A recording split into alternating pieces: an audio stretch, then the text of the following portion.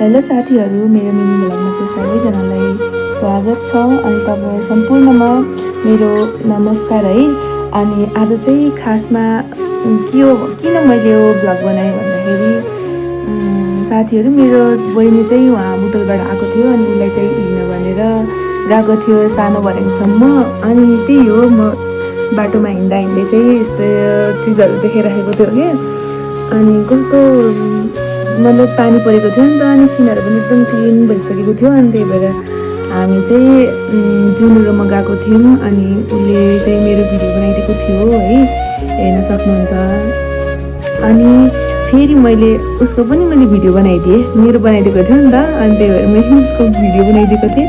उसले चाहिँ कपाल फुर पार्दै हिँडिरहेको थियो, हेर्न सक्नुहुन्छ। अनि सेतो मास्क पनि लगाएको छु। फेरि अब आफैले आफूलाई पनि देखाउनु पऱ्यो नि त नि है, हेर्न सक्नुहुन्छ। हामी दुईजनालाई, अनि यहाँ चाहिँ तिनजना केटाहरू चाहिँ हिँडेको थियो। अनि मैले कस्तो चाहिँ भिडियो बनाउनु लगाएको थिएँ, त्यो पनि मलाई लाज लाग्यो। अनि त्यसपछि मैले चाहिँ बनाएन, त्यही हो।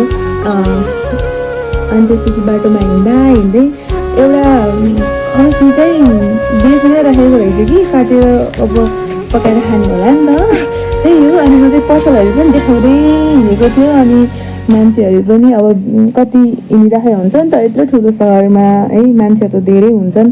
त्यही अनुसारले चाहिँ मैले भिडियोहरू पनि सानो क्लिपहरू चाहिँ मैले गरेको थिएँ है, बनाएको थिएँ, हेर्न सक्नुहुन्छ है। यस्तै छ। उसले फेरि आफ्नो रिङ देखाउनु पर्ने अरे कि जुनुले, त्यही पनि उसको इन्गेजमेन्टको रिङ है भन्न अलिक सुहाउँदैन है, तर होइन, त्यही हो। अनि त्यसपछि हामी चाहिँ सानो भर्याङमा पुग्न लागेको थियो है। अनि यहाँनिर चाहिँ एउटा सानो कलेज पनि छ। अनि त्यसपछि अगाडिबाट कार पनि आइरहेको छ, सेट।